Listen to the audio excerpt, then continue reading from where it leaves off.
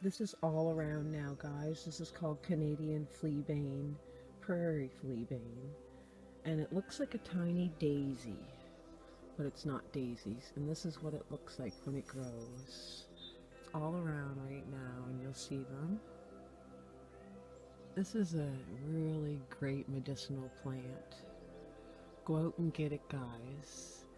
This plant grows above the ground and is used for medicine for years. People take Canadian fleabane for swollen airways, bronchitis, sore throat, fever, swelling, inflammation, bleeding from the uterus, fluid retention, urinary tract infections, worm infections, tumors, and diarrhea. This is an amazing plant, guys. Go out and get it. It's all around now. Go get the fleabane. Make some medicine.